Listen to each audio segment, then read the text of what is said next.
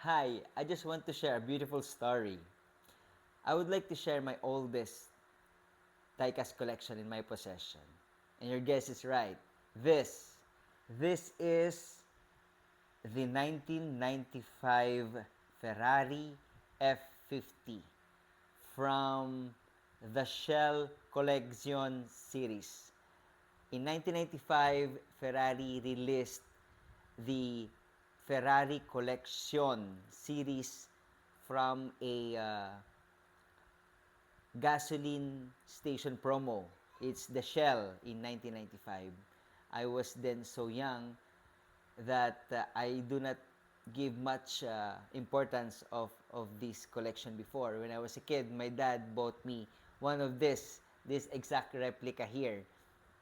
And since then, I fell in love with this car.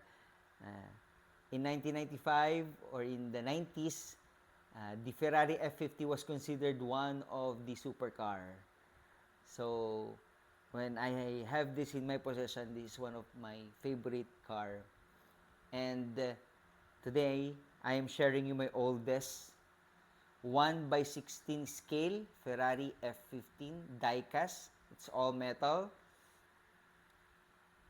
Yan siya. With opening bonnet, doors,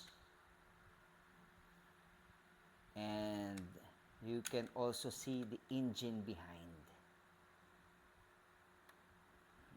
With functioning suspension, see, and functioning steering wheel. In 1995, this is one of the best collection, one of the best promo by a gasoline company, and that is the Shell. I love this very much that I got myself one in very pristine condition. This one, of course, my toy, the one that my dad bought me was already destroyed. But this one, I got this 1995 edition, first edition, and I've been maintaining it on its pristine condition. I love this car that I bought not only one, but I have three in its original packaging. This one from Ferrari.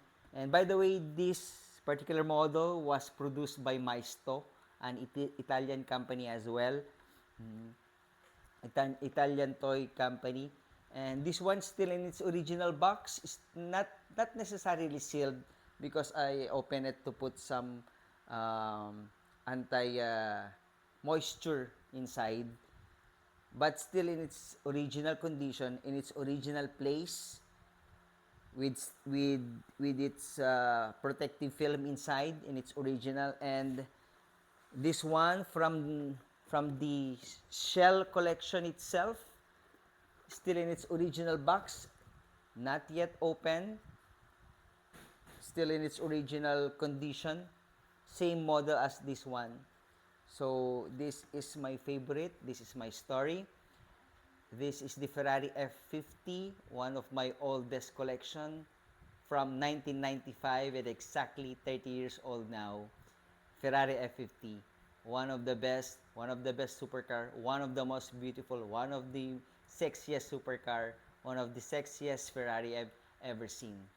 And of course, one of my favorite.